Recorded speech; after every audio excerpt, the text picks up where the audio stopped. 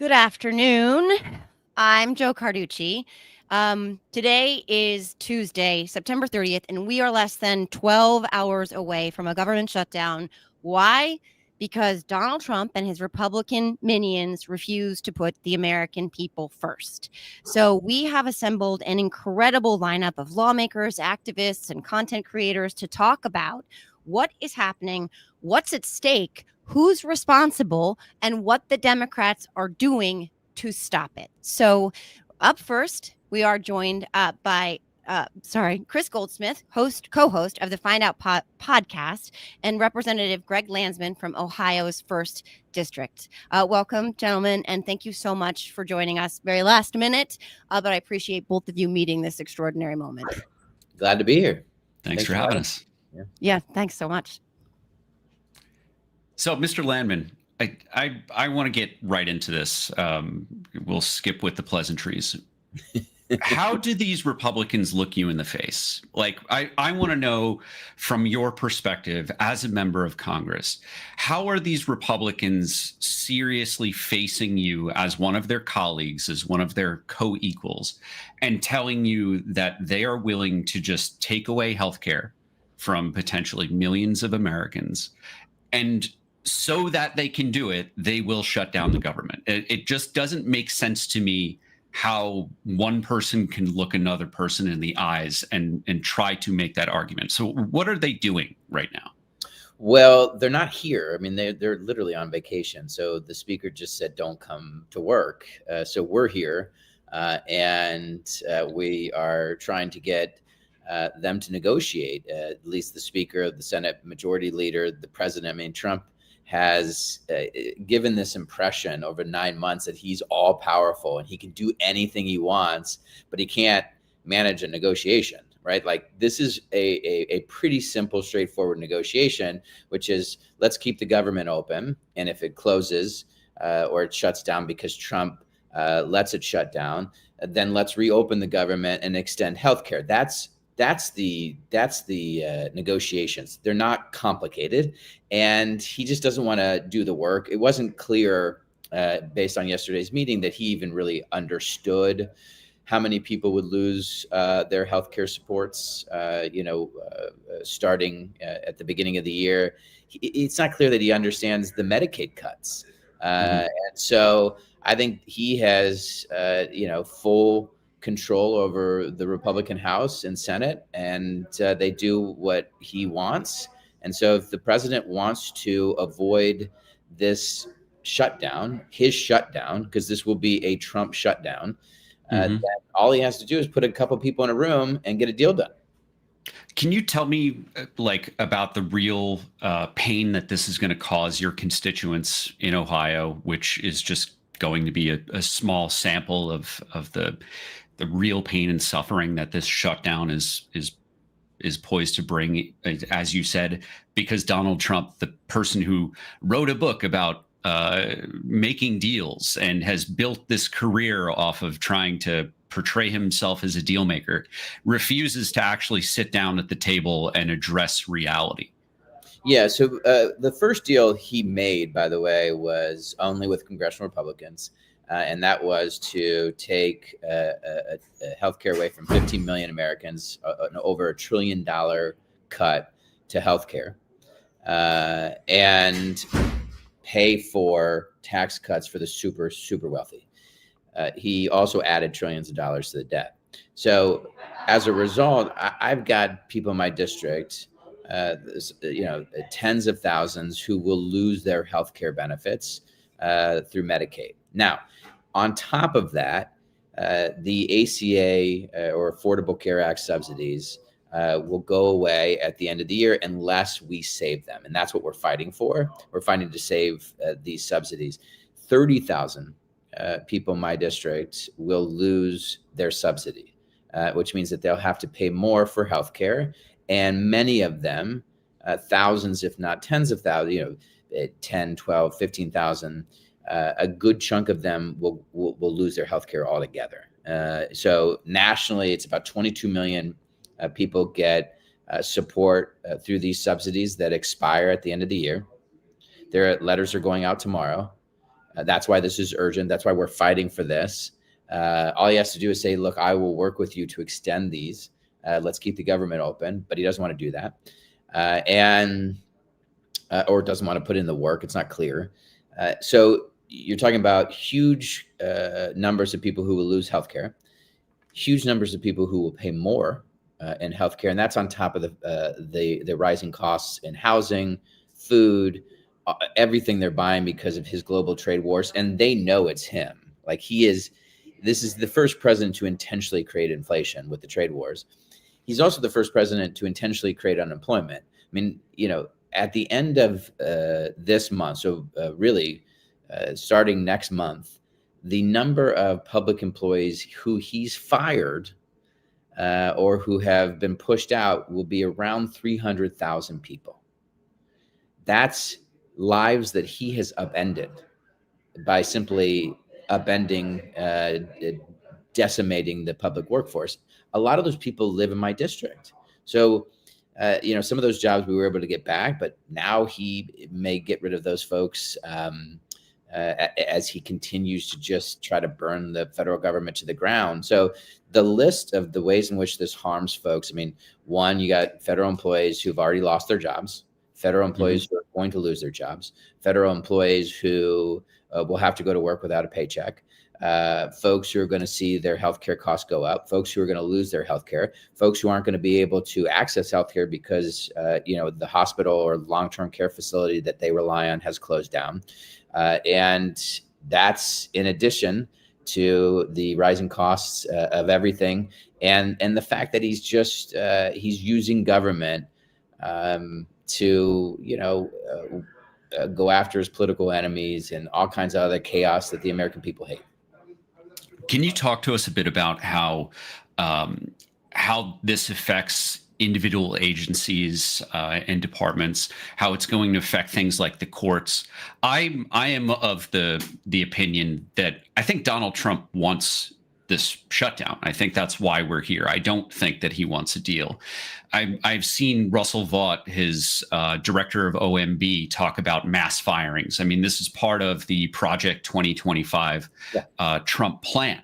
Like, they are hoping to accelerate layoffs, and they are hoping to, as Vought once said, give federal employees PTSD, to traumatize them. Yeah. I am a veteran. I am someone who does suffer PTSD, and I find that to be incredibly not just insensitive, but I can't come up with a word for how offensive this is, because roughly a third of federal workers are veterans themselves.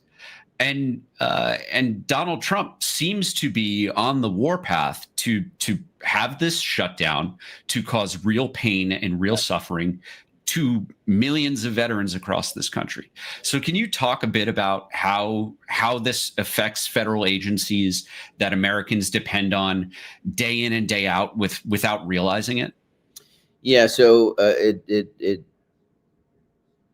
affects agencies differently. So Russ Vought gets to decide with the president who's essential and who's not.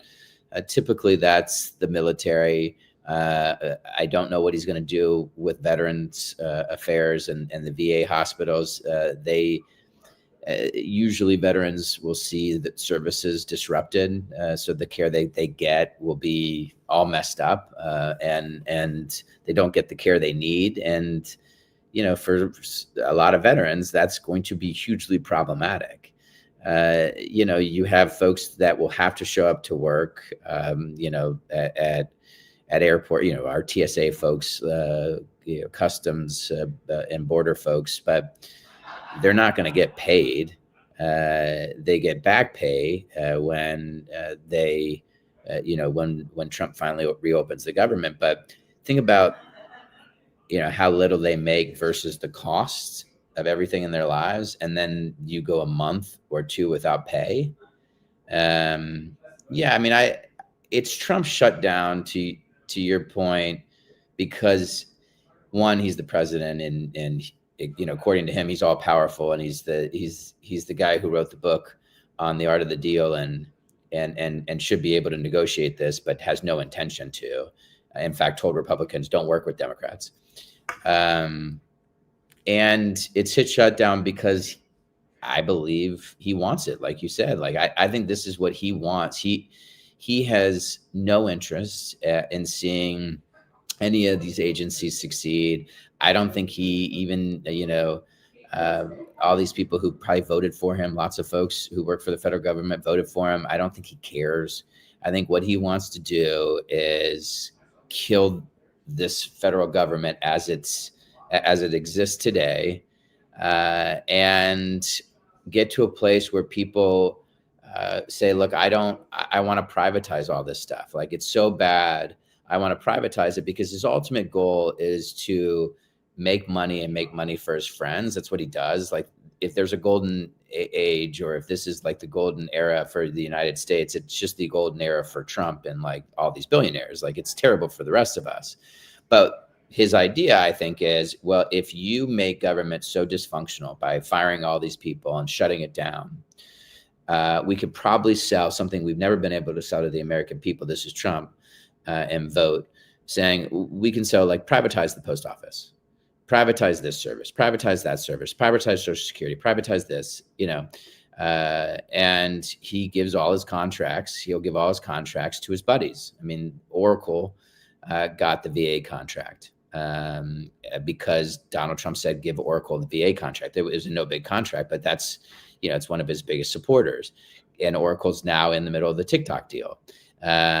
Pretty soon, they'll be building prisons, but the people who are getting the contracts for the prisons, just look, I guarantee you they gave money to Donald Trump, lots and lots and lots of money. So the issue of dark money and political corruption because of money is at its peak. I mean, hopefully this is the peak, and like we fix it from here, that the American people are like, no more, like, get money out of politics. This is disgusting. Most corrupt president ever. And what follows is just like the greatest president ever in terms of like good government and cleaning this shit up. Cause it's worse than anyone could have imagined. That's how corrupt.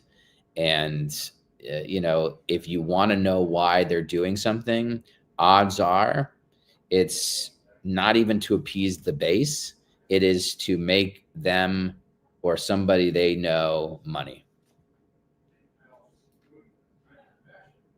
Congressman Landman, thank you for joining us.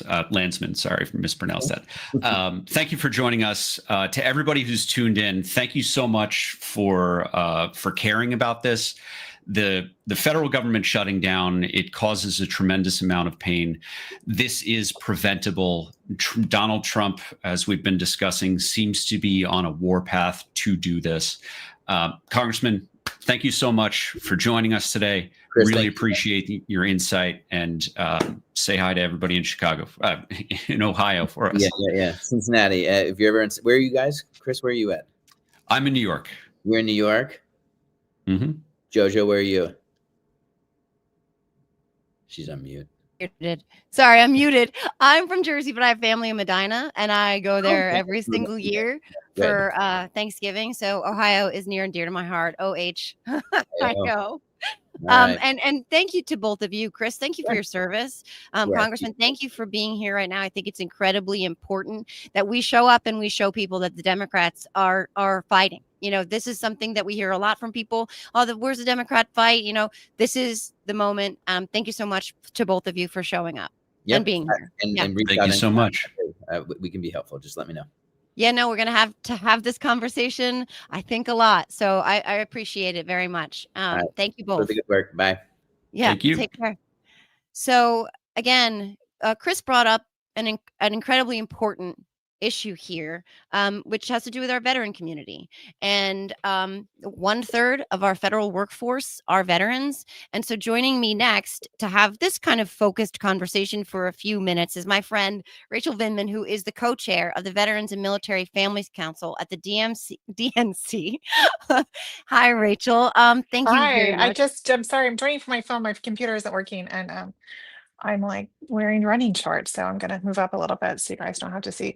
But do see my shirt. It says Hater Made, and this is my I feel like I am made by haters. So it's pretty good. But I mean, we're in this moment, like there's a lot going on for veterans, military families, and current members of the military, a lot on the line for this shutdown, as Chris mentioned, and the congressman.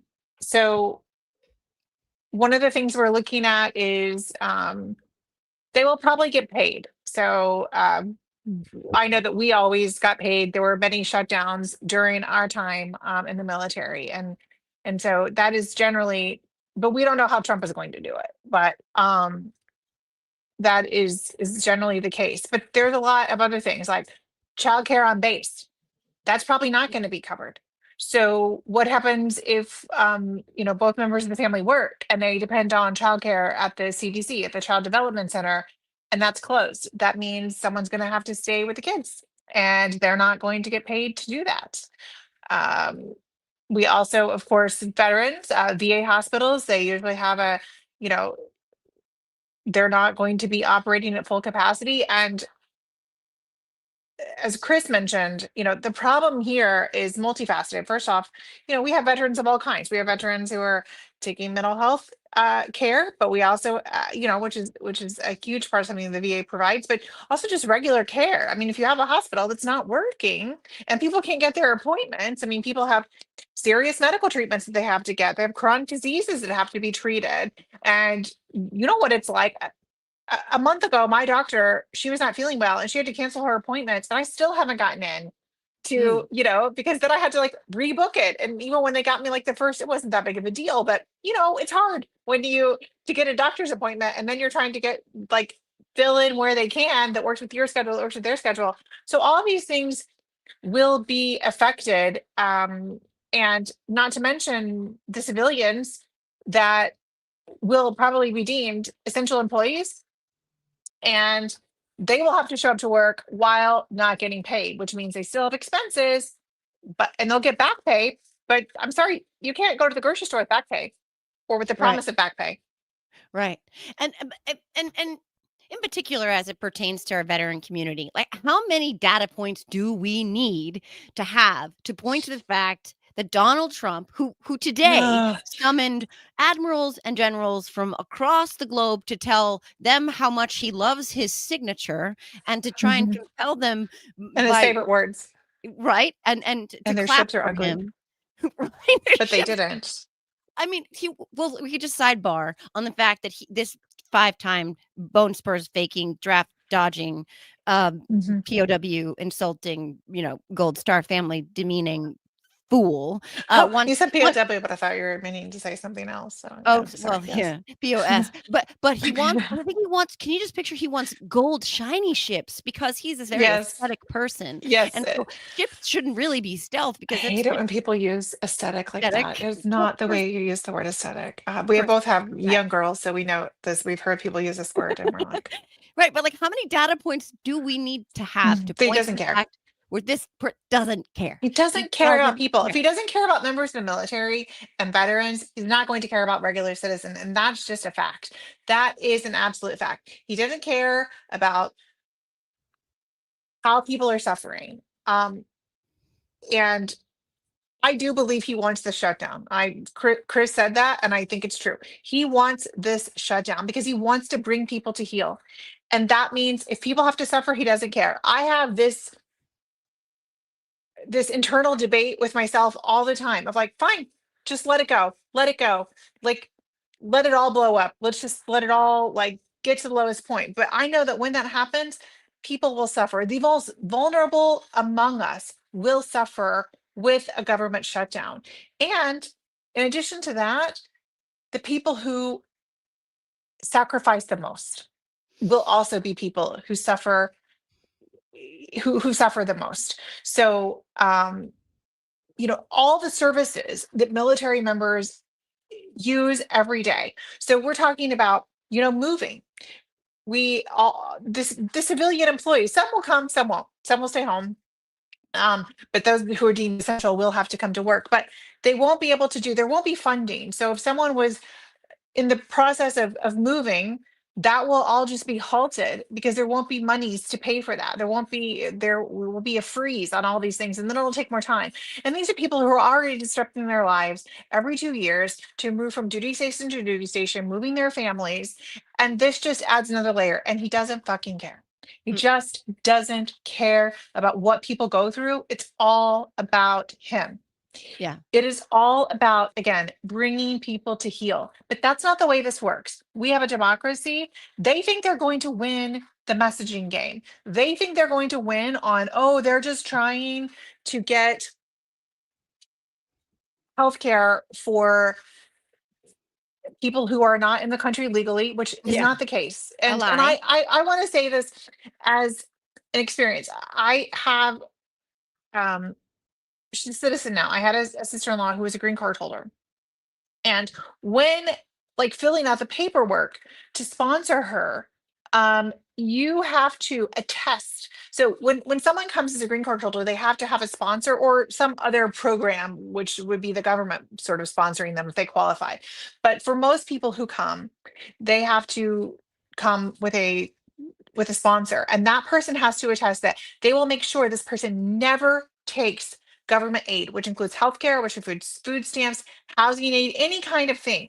If they do, the person who sponsored them is legally uh responsible for that. And so that's why you have to prove that you make a certain amount of money. You have to show, all these things in order to sponsor someone to have a green card. It does not happen. Illegal immigrants do not, I hate that term, undocumented people in our country do not receive free health care.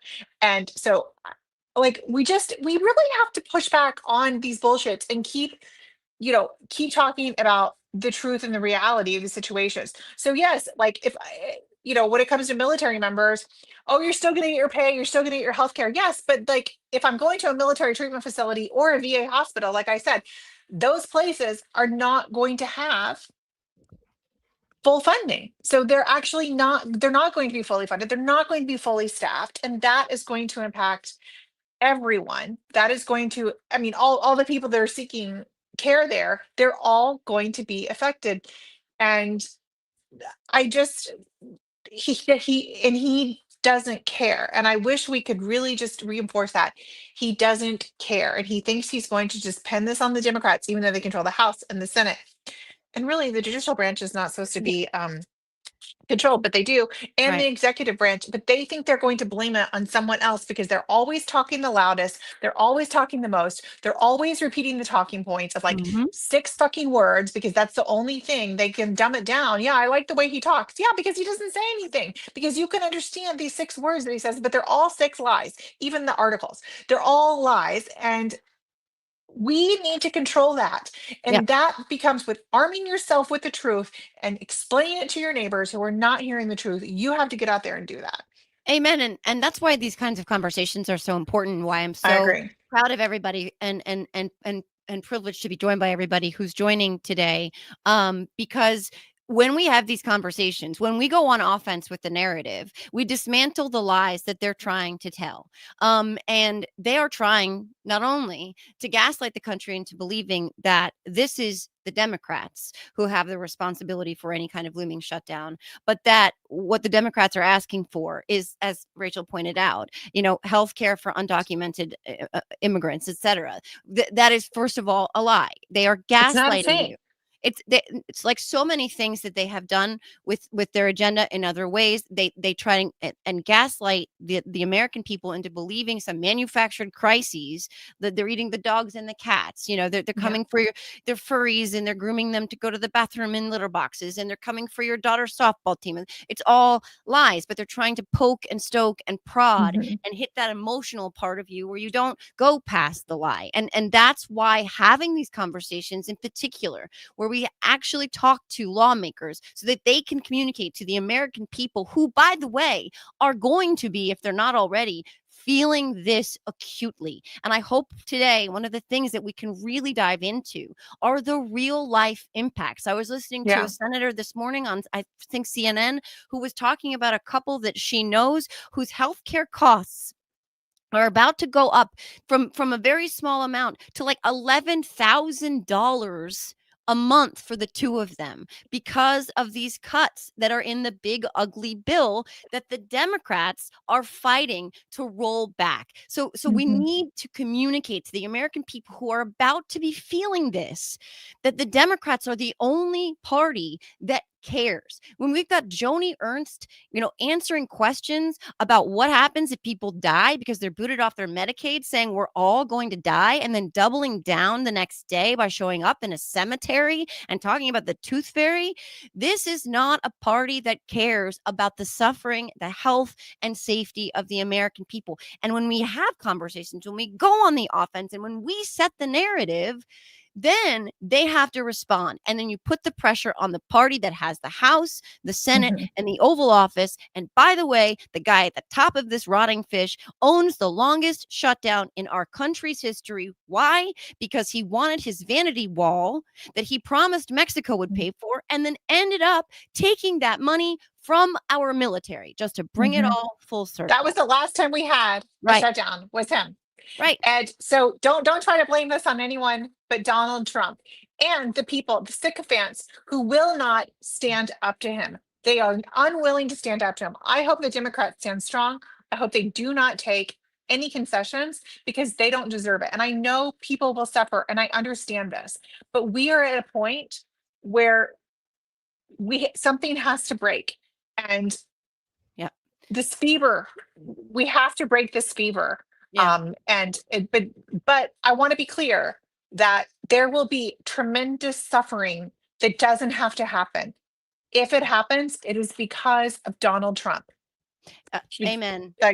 And beginning and end. It is, sorry, again, I like technical issues, but it is 100% because of him. And if we're going to go through this, we should at least be able to message properly and show people what's going on. Do not let them own this, any part of it, even if it doesn't happen. Make sure they know who caused it and why. Thank you so much, Rachel Vindman. You are absolutely right. Thank you for doing this. This is it, guys. You need to understand how to message to people. And there are so many wonderful people on this live stream that you can get great information. And after you get that information, get it and take it and share it with other people. That is the only way we win this, by making sure that we're talking to people. Amen. And thank you so much again, Rachel. She's absolutely right. And by the way, one way you can spread the word right now is to share this stream with your friends. I'm streaming it on my Twitter. I'm streaming it on YouTube. I believe others are streaming it as well. Brooklyn Dad Defiant. Stream this. Let's get the word out. Let's get Republicans having to respond to the truth of this moment and laying any shutdown, the blame for any shutdown, at their feet. But also, we need to be talking about the real life consequences that the American people are going to suffer because the Republicans writ large simply do not care. So with that, speaking of standing up, my dear friend Jill Jonathan, and having my friend Jill and my friend Rachel on the screen at the same time is a little gift from the universe. Jill's the host of The World We Want on the Siren Network. Siren Network is a new media network, by the way, friends, that you can go find at thesirennetwork.com. I'm very proud to have co-founded that with my friend Sam Schwartz. But Jill Jonathan is joined by Representative Jimmy Gomez from California's 34th District. Welcome, Congressman, and thank you very much for joining us in this moment to help the American people understand that if there is a shutdown no one wants, that it is not the fault of the Democrats like they're trying to paint this whole thing. It is their fault and their fault alone, and the Democrats are the ones who are standing up and fighting. Thank you both for being here. So, Jill, take it away. Yeah, thank you, Joe. And just making sure you all can hear me okay? Yep. Okay, great. Perfectly. And thank you, Representative Gomez, so much for talking to us, because, the American people, we're worried, we're scared. And so we just want to know that you all have our backs. So my first question is, a lot of us know that our healthcare system is already broken. We feel that every day. So could you just tell us how it would get even worse and more expensive if the Republicans don't agree to roll back their massive cuts to Medicaid and restore ACA subsidies? Oh, absolutely. First, thank you for having me on. One of the things we know is that if they don't extend these ACA's premium healthcare subsidies, then 4.2 million people will lose their healthcare coverage. And this is for folks that are across the country. But here's the kicker. they're disproportionately in Republican states that never expanded Medicaid. So a lot of the folks that the states that have expanded Medicaid, the working class folks, could get coverage through Medicaid, through their Medicaid plans. But in Republican states, a lot of those working class folks that were making too little, they had no choice but to get their health care through the exchanges. And it's expensive. And we're going to see healthcare premiums for an average family of 4 go from $250 a month to up to $1,500 a month or more. It is insane. And one thing is, when people can't afford health insurance, they go without. And if they go without, what happens to these folks is that they're going to make decisions. I know this because I grew up without health insurance. I know the decisions my parents made. And one of the decisions is, when a kid would get sick, I would get sick or injured, my parents would first wait to see if it got better or worse. They would try home remedies. They would try to give you Tylenol, even though, some people are saying it's not good for you. They would give you medicines and ice to see if you would get better. But if it didn't get better, you would end up in the emergency room, not only sicker, but costing the taxpayer even more money. So with this administration, people are going to be worse off. They're going to be sicker, and it's going to cost us more money. This is real. This is not fake. And that 4.2 million people is on top of the 10 million people plus that are going to lose access because of the one big, beautiful bill that the Republicans are trying to rebrand, that literally takes $1 trillion from Medicaid, and the largest transfer of wealth from the working class to the wealthy and the largest corporation and tax benefits. It takes it from them, and then they're not going to have access. So this is about people's health. It's about their livelihoods. It's about making sure that they have access. And here's the thing: when you layer on top of that the immigration raids that are going on, there's people that need care and they're not going in. That means they're going to be diagnosed with stage 4 cancers, higher, their acuity is going to be higher when they get into a hospital. It's going to cost us more, and their lives are on the line. So this is a big deal. And the Republicans, crickets, nowhere to be found on the day they canceled votes. We were supposed to have votes today. They canceled it. They left town, and they haven't been back. Who knows? Are they on vacation? God knows where they're at, but they're not here. I mean, we're just talking about basic health care, something that everybody deserves. Thank you, Senator Murphy, for joining. I just want to just let you have a chance to respond. So my question was about our healthcare system and how it could get worse, would get worse and more expensive if the Republicans don't agree to roll back the cuts to Medicaid and restore the ACA subsidies. So just wanted to offer it up to you if you had a comment on that. Well, Jill, thanks for having me on. Jimmy, how are you? Good to see you. Thanks for showing up to work today when none of your Republican colleagues think it's worth it to keep our government open and operating. Yeah, at the risk of saying everything that Jimmy said as I was getting on the air, you're talking about a 75% increase for a lot of families in Connecticut. 60-year-old couples could be facing a $25,000 increase in premiums because of the withdrawal of these subsidies, right? That's backbreaking for a couple on the verge of retirement. And, it stands in context. The context is the price of everything is going up right now because of Donald Trump's policies, right? Car repairs, 20% more expensive than they were a year ago. School supplies, which a lot of families are investing in right now as they send their kids back, 10 to 20% higher. Food, depending on what you're buying, 5-10% more expensive than it was at the beginning of the year. And so you have all of these expenses which are just out of control. Again, that's not regular inflation. This is Donald Trump's policies, his insane tariff policy driving up the cost of everything. And now 10, 20, 75% increases in tariffs in healthcare costs. And for what? For what? So that billionaires can get a tax break, so that corporations can pay the lowest tax rate in history. I represent a lot of rich people in Connecticut. The richest people in my state are getting a $270,000 tax cut because of the Republican bill. Most families in Connecticut have no idea what it would be like to live on $270,000 a year. So, is this, government shutdown is looming, I just think what we're at the table talking about is so minimalist, like is so reasonable. Just don't raise healthcare premiums on people by 75%. We're not asking for a big new healthcare program. Just don't raise premiums on people by 75%.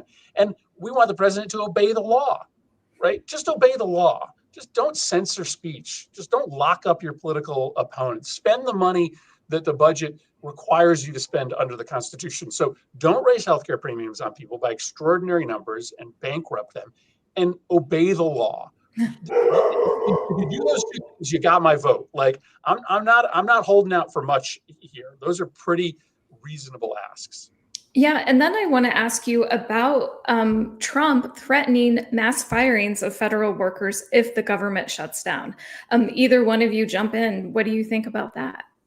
Well, what he's threatening to do is engage in even more illegal activity if the government shuts down. Right? He doesn't have the power under a shutdown to engage in mass firings. In fact, he probably has his power to lay off workers constrained during a shutdown, not expanded. So this is just like typical bully bullshit, right? Give me what I want, or I'm going to punch you in the nose. He's telling you, if you shut down the government, I'm going to supersize my illegality. The reality is he's been illegally firing workers since January. He's going to illegally fire key public workers who keep our drinking water safe, who make sure our food isn't poisoned, who clean up after disasters.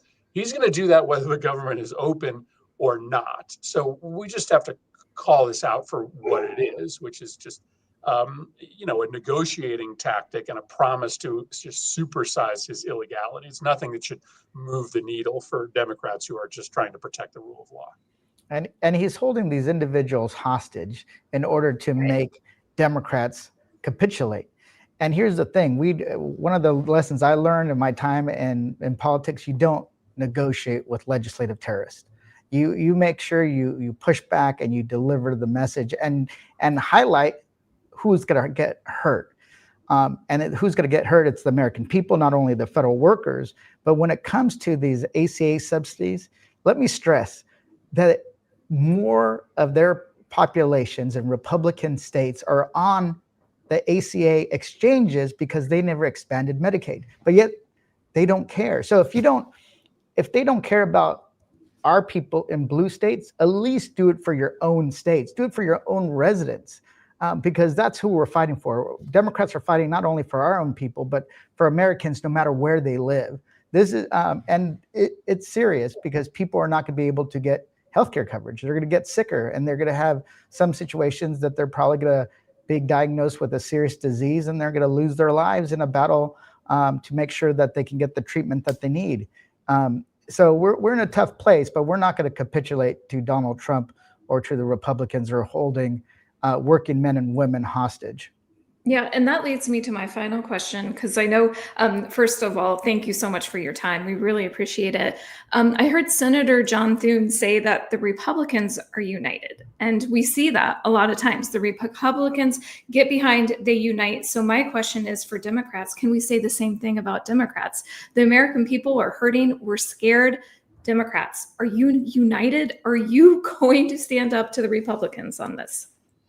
Well, we're going to take a vote later today. I can't predict where every single one of my colleagues is going to land, but I see unity right now. I see unity from Democrats, again, around these very simple ideas. If Republicans are so focused on raising people's premiums by 75% that they want to shut down the government, let them explain that to the American public. If Republicans are so concerned with allowing Trump to continue to act illegally and censor speech in this country that they want to shut down the government over it, let them explain that to this country. We can win that argument. We can win those arguments everywhere in this country. Now, Thune says Republicans are united, but I don't know that to be true. When they brought the House bill before the Senate 2 weeks ago, the House continuing resolution, not every Senate Republican voted for it. And most of them skipped town. They actually couldn't even muster 50 votes for the Republican continuing resolution in the United States Senate. So as Donald Trump's approval rating sinks, as people get more and more angry about his handling of the economy and his laser-like focus on raising people's cost of living, I'm not sure the Republicans in the Senate are going to stick with the downward spiral that he's put his party and this country into. Yeah, Democrats in the House are united. We're here. We showed up at the floor trying to force a vote on keeping the government funded. Republicans were nowhere to be found. So we need the Republicans, in the way I'm going to call it out, is grow some balls and make sure that they actually stand up to Donald Trump, because the people that get hurt are not the billionaires, not the people that can pay for their own health care. It's the people in their states. It's the farmers who are getting killed by tariffs. It's the small mom and pop auto repair shop that are seeing all the products that they need to do their jobs going up and up and up. And it's the new mom and dad who is going to have a baby, and they're seeing the products when it comes to cribs and car seats and diapers and everything going up, as Senator Murphy pointed out, because of his tariffs. So the Republicans need to grow some balls and stand up to Donald Trump and fight for their own constituents. Yeah. Thank you. Thank you both so much. We appreciate everything you do. We appreciate your time with this. It's a scary time, and I think we all need to get united with each other, Americans. A lot's on the line. Thanks, Absolutely. Jill. Appreciate it. Thank you. Thank you. Thank you so much, Jill. Thank you so much, Senator Murphy and Congressman Gomez. My favorite quotes, Senator Murphy, the bully bullshit. Amen to that. But Donald Trump, I call him a bully all the time. We saw it with that disgusting AI video of Leader Jeffries in a sombrero. I mean, that's a sentence that comes straight out of freaking dystopian Mad Libs, but nonetheless, here we are. The sitting so-called president of the United States is trafficking in bullying on like a middle school level, and it's pathetic. It's very sad, and it makes me sad as a mom for what's being modeled for my kids, although my kids, and hopefully everyone else's kids out there, are smart enough not to model their behavior after Donald Trump. But Representative Gomez also said you don't negotiate with legislative terrorists, and that is 100% on the money. But to Jill's question about unity, when I talked about the lineup that we have today of lawmakers and content creators, it is absolutely impressive, and I am so honored right now to bring up independent reporter and attorney Aaron Parnas, and he is joined by a who's who of senators and Congress people. We have Minnesota Senator Tina Smith, Congressman Mike Levin from California's 49th District, Representative Yasmin Ansari from Arizona's 3rd District, of course, yes, and Aaron Parnas, my friend, and the owner of my fantasy football league, which I am now tied for 2nd place. And thank you very much to my victory over Olivia Giuliana last night. I think we're missing Senator Smith at the moment, but welcome to everybody. And thank you all so much for being here. It is incredibly important. Thank you very much for joining us. Thanks, Jojo. Great to be here with you, both Congresswoman Ansari and Congressman Levin. I want to jump right in because I think a lot of people are obviously concerned around the country over what's happening, especially with the government shutdown now, 11 hours away. I want to start with you, Congresswoman. What's your message to Arizonans who may potentially be furloughed at midnight tonight? You know, unfortunately, every single Arizona Republican member of Congress betrayed their constituents when they first voted for the big ugly bill. They've betrayed their constituents now by not being here. We have a couple of members of our delegation too busy running for governor, quite frankly, to focus on the people that they currently serve. Andy Biggs is running for governor. David Schweiker just announced today he's running for governor. And it is constituents in their districts, tens of thousands of them, who are going to see their healthcare premiums go up, who are going to potentially lose Medicaid, who are going to struggle with family members or kids who have autism or disabilities. And I have heard from my constituents who do work for the federal government, quite frankly, that they have asked us to do this and to let Republicans shut the government down because they refuse to protect healthcare for people. They want to see Republicans own the shutdown because this is entirely their fault. And we will be doing everything that we can to support them during this very difficult time. We're planning engagements in the district to see how our office can be most supportive during what will be a very rough period for government workers who don't deserve this. And this is on Donald Trump. Well, you mentioned the Affordable Care Act, the healthcare subsidies, the premiums going up. And Congressman Levin, I want to ask you, because it's a very complicated subject. When you say Affordable Care Act premiums or Affordable Care Act subsidies, sometimes people don't really know what that even means. Could you really describe what will happen at midnight tonight if those aren't extended? Sure, Aaron. Well, back during the COVID years, we put in place, as part of the American Rescue Plan, if you remember the American Rescue Plan, a tax credit to lower the out-of-pocket costs for people who are on the Affordable Care Act. And the basic idea there is we want as many people to sign up under the ACA as possible. It was an extremely successful program. It led to millions and millions more people signing up under the ACA. And then we extended that again during the Inflation Reduction Act. And because we used the budget process, the reconciliation, not to go too deep in the weeds, we weren't able to permanently extend those tax credits. I think we would have loved to do that if we could have, but the budget process said there had to be an end date. That's how we were able to do that back with the IRA. So that end date is coming at the end of the year. And what's happening, what I'm seeing in my community and what I'm hearing in communities all across the country is people are starting to get the notices. They're starting to get the news about just how big of a spike they can expect next year in their premiums. And the estimates are that around 5 million Americans across the country are going to see those new costs and just say they can't afford it. They simply cannot afford to be on an ACA plan, and they will go without insurance. Millions and millions of others will see those new premium spikes and will just pay more for their insurance. They'll have to make really tough decisions around groceries or health insurance, decisions that we should not want any American to have to make. And in California alone, 660,000 people are expected to lose their health care under Covered California. So this is a huge crisis. It is an entirely self-inflicted wound by the Republicans. They had the opportunity to extend these credits as part of their big ugly bill this past summer, and they chose not to. And if you look at the other argument I hear is, well, how much does that cost to do it? In the grand scheme of things, the costs are far higher of not doing this because the average American is going to have higher health insurance costs as a result. It's not just about those folks on the ACA. It's about all of us that are going to have to bear the expense to the healthcare system.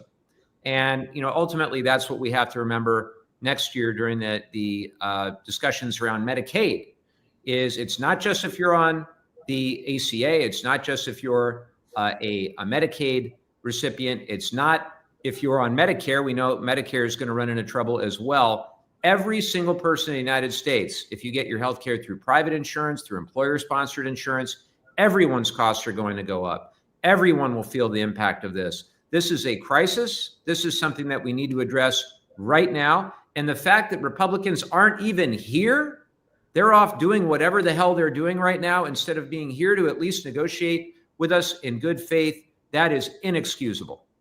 Well, I think my follow-up question to that point, Congresswoman, is Republicans aren't on the Hill right now. So any deal that you all negotiate, I mean, the odds that you vote on it before midnight tonight, probably slim to none since Republicans are really all around the country. I mean, is there any stopping a possible shutdown at this point? I mean, look, Donald Trump could choose to stop a shutdown if he really wanted to. The Senate will be voting today. As I'm newish here, but I have seen in these first 9 months that the Republicans operate like they are in a cult. And if Donald Trump says do something, they will do it. And so if Donald Trump was to instruct the Senate Majority Leader to compromise and restore the healthcare cuts, cancel the cuts, lower the cost of healthcare, save healthcare, as Representative Levin so articulately just described, then I'm sure that they would do so. I'm very sure of that. So it is at this point up to the President of the United States whether or not he wants to shut the government down, whether or not he wants to take any accountability in fixing the healthcare crisis that he created. That would be the saving grace at this point. Well, Congressman Levin, what's your response to Republicans who say, well, Democrats, you all just voted for this clean CR back in March. Why not just do it again? Well, first of all, a lot has happened between March and now. And as an appropriator, I've seen as this administration has completely steamrolled the Congress of the United States as it pertains to power of the purse. And that's a whole nother set of issues I don't even need to get into. But what has also happened is that they have offered no solution on this ACA premium issue. And we have seen in the summer their big ugly bill, now the big ugly law, and we've seen the impact that that will have on the Affordable Care Act. So that is a huge difference. We could hear what they wanted to do back in March with regard to healthcare, but now that they've actually done it, and now that we see the harm that will be inflicted on the American people as a result, again, it is not unreasonable, Aaron, for us to want to protect the health care for millions and millions of Americans. I don't understand how any Republican representative can go back into their districts, back into their communities, or how they can be there right now, look their constituents in the face, knowing full well that in every single congressional district in America, tens of thousands of people are going to be at risk of losing their health insurance because of what they're doing. In some cases, higher numbers than that. And with a straight face, try to say that somehow, it's not their fault. Somehow that this is the Democrats not going along with the plan. Well, you're damn right we're not going to go along with the plan. We're talking about millions of Americans who are about to lose their health care. This is a disgrace, Aaron, an absolute disgrace. We're not going to stand for it. Well, I tend to agree. And Congresswoman, I do want to touch on one subject that a lot of people are fearful of, and that's mass firings. Obviously, Russ Vought sent you all a memo saying that essentially tomorrow they're going to start firing employees in agencies where money is not essentially appropriated. Are you worried at all that the administration can conduct a mass downsizing, tens of thousands of jobs, not just furloughed, but actually lost as a result of a government shutdown? I mean, look, I'm certainly worried, but this is also nothing new. This administration has been operating like a rogue authoritarian regime since day one. Some of the very first actions I was taking in January and February was showing up to the EPA, to the Consumer Financial Protection Bureau, to HUD, to all of these departments that back in the Elon Musk days, in the Doge days, were being gutted illegally. And we were fighting back against that. We also know that there are reports of mass amounts of federal employees who intend to quit and leave the job because they have been intimidated, they have been harassed, they have been stripped of any dignity in these roles. The entire thing is concerning. That's why we've been warning about Project 2025 since last year, since the elections. And they are very much underway in terms of implementing Project 2025. Now, I don't think that these continued threats from the administration should scare us into backing down or scare us into not fighting for healthcare for our constituents, because at the end of the day, that is like, I have constituents who are going to go homeless, who are going to potentially be in significant medical debt, who could die as a result of the healthcare cuts that are looming before us because of the Republicans. So that's the number one priority for me. We will do everything we can to fight back and protect the federal employees. I want to give them massive kudos because they have been heroes in all of this. And those who were not fired up until this point have been working under horrific circumstances and really doing heroic work for our country. And I will just add just quickly that I think that the courts have struck down a number of the mass firings already, and I'm pretty sure it's going to happen again if they are fired in the next coming days. Now, Congressman Levin, final question to you. Obviously, Republicans are not on Capitol Hill, but their staff is right now. What do you recommend to folks watching this and around the country? Do you recommend calling their offices? How can they get their message across in this moment? Well, all of the above, whatever direct actions people can take across the country, I strongly encourage that. To your point very quickly about Russ Vought, So you said at the end the important part. What he is doing is illegal and unconstitutional. It violates everything from the Impoundment Control Act, the Anti-Deficiency Act, all the civil service laws. My whole thing here would be taxpayers will bear the expense because the federal government is going to have to hire all these people back with back pay. So this is all really the actions of a partisan hack who doesn't understand or doesn't believe the fundamentals of 200 years of constitutional precedent, and we're all going to suffer the consequence. And he's been empowered by this president in a manner unprecedented for a budget director. We've simply never seen anything like what Russ Vought is trying to do. And he is going to try to use a shutdown to try to fire as many people as he can. But even this crazy Supreme Court, I think, is going to find it illegal and unconstitutional. The question is, are they going to allow a lot of the damage to happen in the interim, as they are doing with the $4 billion in spending that they are allowing to be frozen for now? I'm confident that in the long run, a lot of what the administration is doing will be deemed unconstitutional and illegal, whether it's the emergency powers under IEPA for the tariffs, whether it's the Impoundment Control Act, whether it's Birthright Citizenship, Alien Enemies Act. But the question that I want to know, and I want to know why this is allowed to continue, in the interim, the damage being done is so great that it provides an incentive for the Russ Voughts and the Stephen Millers and all these people to continue to do what they do, knowing full well it's illegal, stretching the system as far as they can. It's truly unconscionable what they're doing right now. And I hope don't just call and complain about that. You got lots of things to complain about. Well, you heard it here first, Congressman, Congresswoman. Thank you so much for joining me. Thanks, Aaron. Thank you so much. Thank you so much, Aaron, Congressman and Congresswoman. It is absolutely imperative that something that Congresswoman Ansari said that I really want to stress, that our government workers don't deserve this. And they are truly the heroes here because they have been through, since the beginning of this second season of this shit show, they have been through unbelievable adversity. And so this is not what anyone wants for them. No one, again, the Democrats do not want a government shutdown. They want to stand up and fight for the American people. And this is the moment of leverage that they have. You should not have to choose between your home and your health.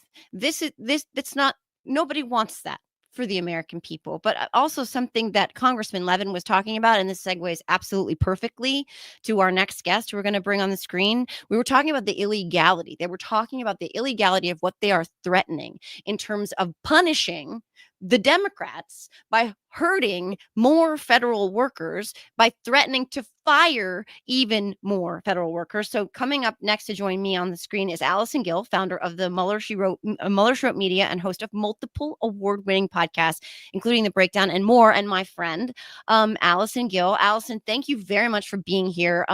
This is an extraordinary moment. We're less than 12 hours away from a looming shutdown that is 100% owned by the Republicans.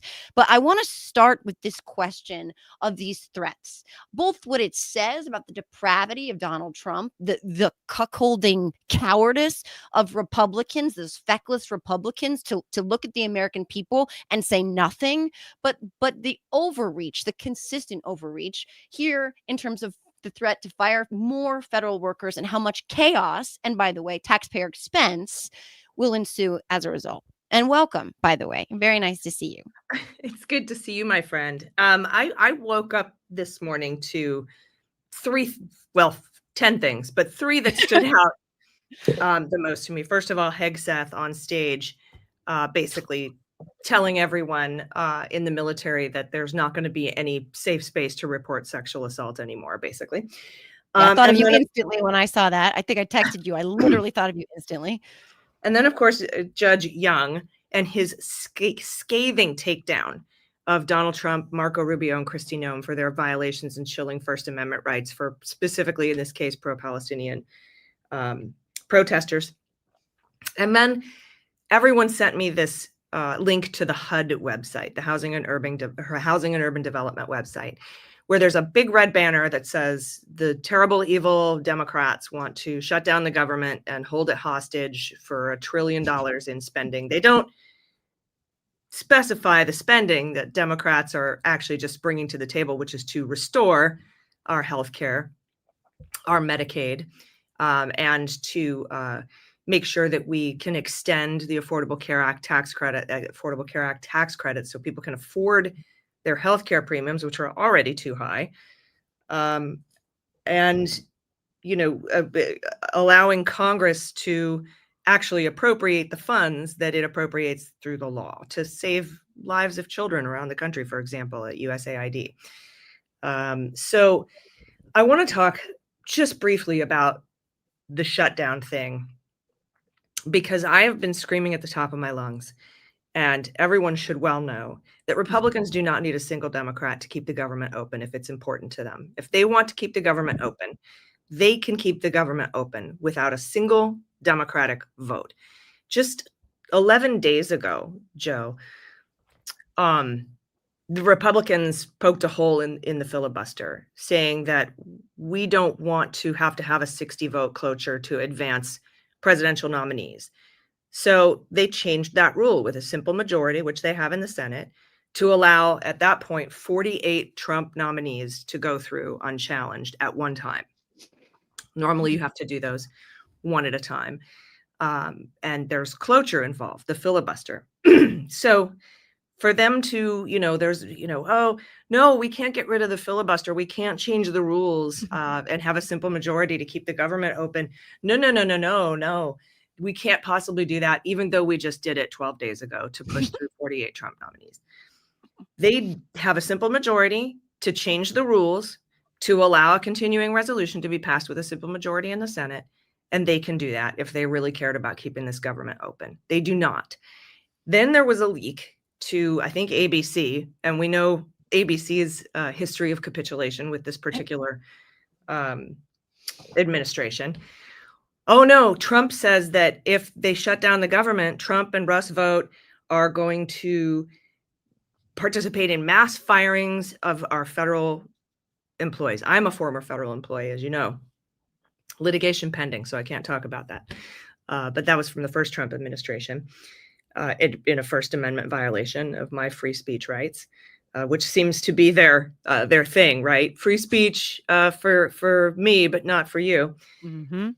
And so, here we are now with them having the ability to change the rules and keep the government open, but then wanting to blame the Democrats. So they leaked this story saying, oh, everyone's going to get fired if we do this. We're not going to send out our congressionally appropriated money for grants or for whatever if the government shuts down. I have a news flash for everyone. They have been firing people, hundreds of thousands of people, and withholding federally appropriated congressional money, and the government's been open. Right. So they want to blame a shutdown on Democrats, and then when the entire government falls apart, they want to be able to say it's because the Democrats shut down the government. So there's no deal here to be made, because even if the Trump promises, the guy who lies about literally everything, if he promises, oh yeah, okay, we'll restore Medicaid and we'll get those grants going for you, that he's going to renege on that deal too. And so there's no reasonable deal to be had here. He wants to shut down the government, mostly because of the courts, right? And he wants to be able to blame Democrats for it. And he wants to, when he comes out and does his reductions in force, which are illegal and unlawful on their face, as we just heard and have been hearing from multiple judges, he wants to say, oh, no, sorry, the government shut down. The Democrats did that.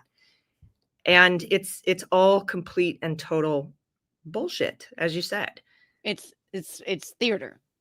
It's theater, and it's a way to blame the Democrats. And so I don't know what's going to happen at midnight tonight, but I know Donald Trump wants to shut the government down, and he wants to blame Democrats for it. So I think our job is pretty clear, to remind everybody that if the Republicans want to keep the government open and it's so important to them and they care about federal workers and they care about that, which they have repeatedly shown time and again they do not. They can do it themselves. They don't need us at all. Right. And they're not even showing up. I mean, this idea that they know that they're failing their constituents. They've left Dodge. They're not going to these town halls.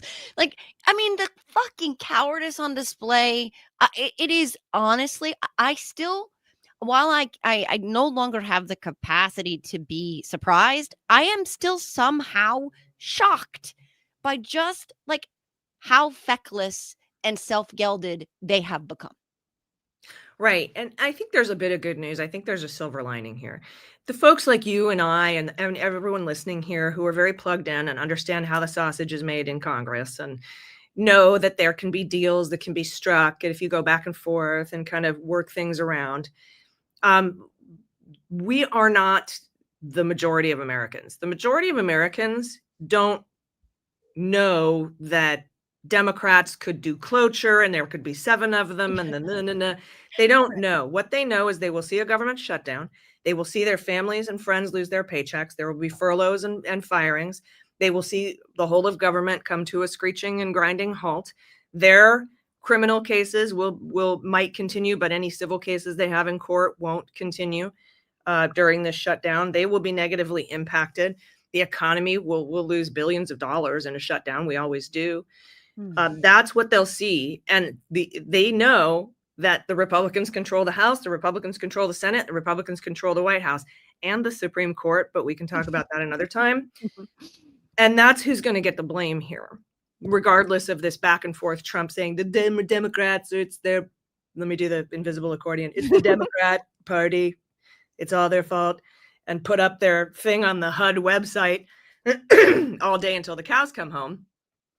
And when the cows do come home, the farmers are still fucked because they can't sell their soybeans to China because of Trump's tariffs. But I digress.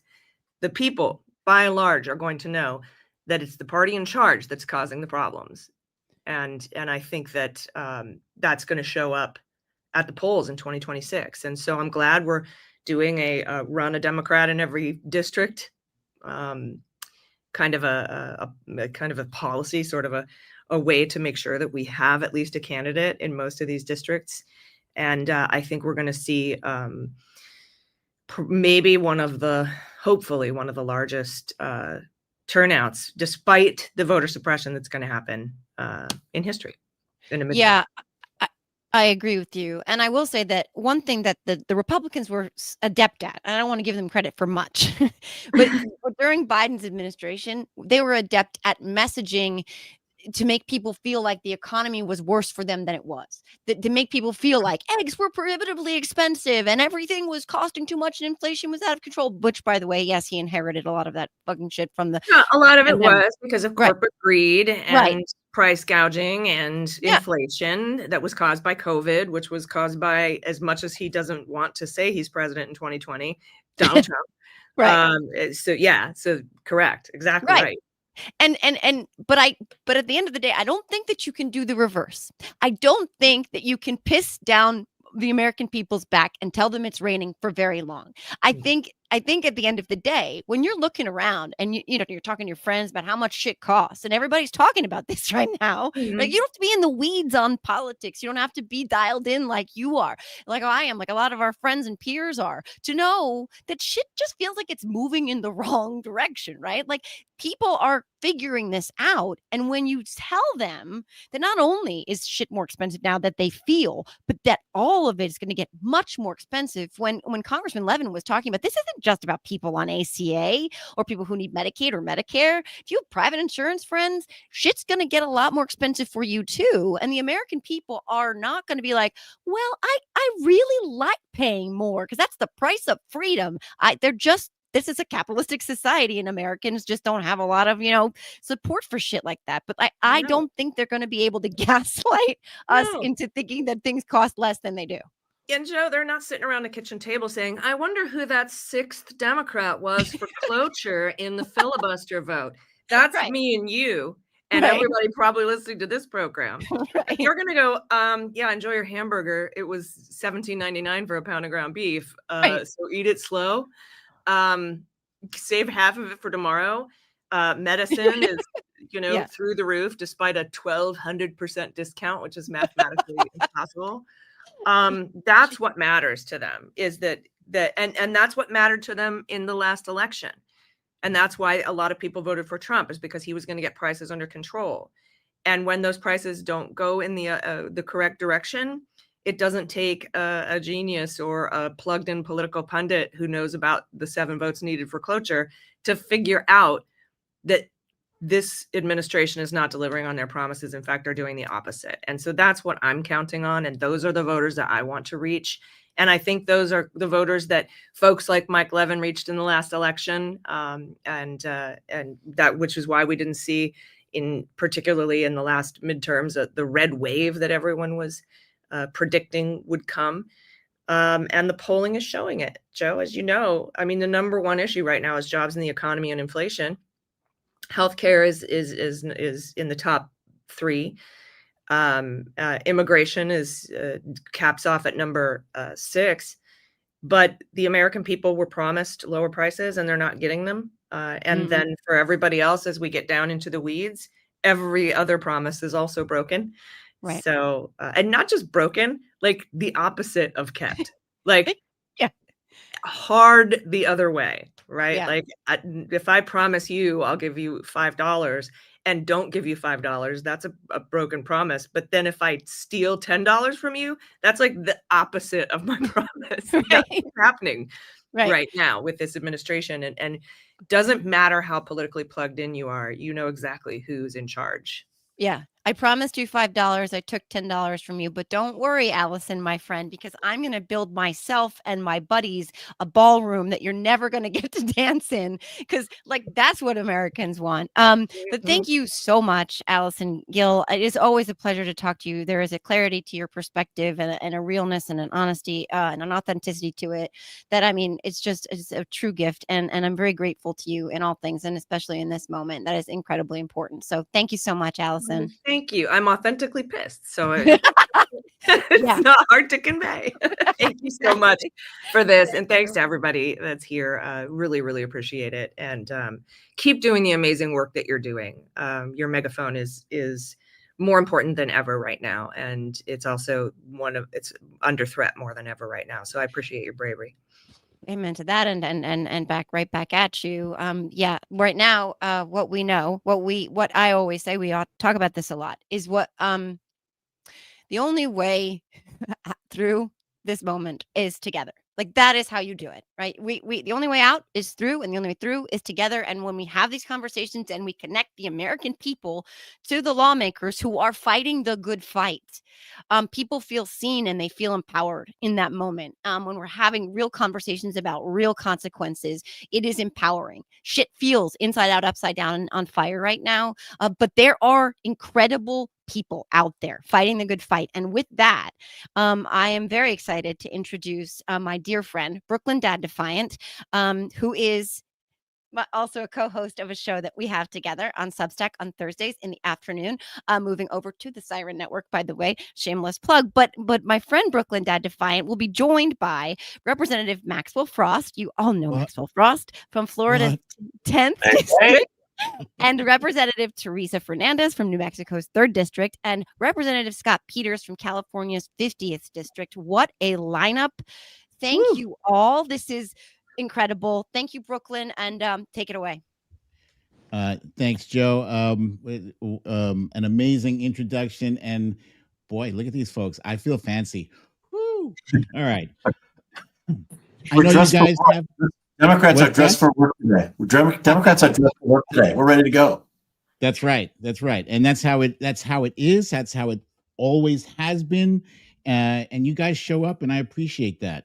Let me just jump right into it, because I'm sure you guys have a busy day fighting the good fight for us. And I'm going to start with Representative Frost. I've been watching you. I'm thoroughly impressed.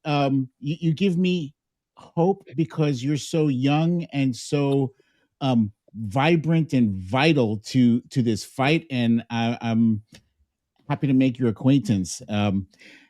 So a guy like me, I consider myself like relatively plugged into the political process. Like, I know that there's a government shutdown looming in less than 12 hours, like 10 hours or something. And, it's because I watch the cable news all the time. But here's my question. How do we make Jack and Jill Sixpack care about this government shutdown? Because I feel that there aren't enough people who are actively engaged in this process. Yeah, well, I appreciate the question. Well, a few different things. Number one, it's getting out into our districts, into our communities, and across the country, and bringing this fight home to people. This is part of the reason, as you know, I've been on this nationwide tour, going to red districts, doing town halls where we've had about 1,500 to 2,000 people each stop. Because here's the thing, it is easy for someone like Donald Trump to lie about something when the whole fight and whole conversation stays in Washington, D.C. Is the biggest megaphone in Washington, D.C. But when we break out of that and we go out to the people and bring it directly to them, it is hard for him to lie about the fact that your local VA, half the people have been fired, right? It is hard for him to lie about the fact that we're in this healthcare crisis right now. We're starting on October 1st, literally in a day. People are going to start getting letters that their premiums are increasing because of what they did in the big ugly bill. And not just that, but now they expect us to vote for an evil bill that's going to make it even worse for people. I mean, over 100,000 people in my district alone are going to have their premiums go up anywhere from 50 to 300% because of a bill like this one in front of us. And so it's bringing the fight home, but also making sure that we talk to people everywhere, meet people where they're at, whether it's TikTok, any kind of social media, independent creators, live streams like we're doing now. Anything we can do to get the message out, I think is really, really important. And going into unlikely places, you can't expect people to come to the politics. You got to bring the politics to them. And so you'll hear me on, I'll be on probably sports channels this week, music, cultural stuff, anything you can think of outside of just the political realm. Because the fact of the matter is, doesn't matter if you're a Democrat or Republican, this is about the people versus the problem. And the problem is that this president is, number one, breaking an already messed up healthcare system, making it even worse on people. And we are here because we're saying we are not going to support a bill that'll rip away the healthcare from our people. And so we want to stop the cuts to healthcare. We want to lower the cost of healthcare. And we want to make sure that we continue to stand 10 toes down for our people. That is an excellent answer and exactly what I was looking for. And I'm going to use part of your answer to segue into your colleague here, Representative Fernandez. Thank you for joining me here, ma'am.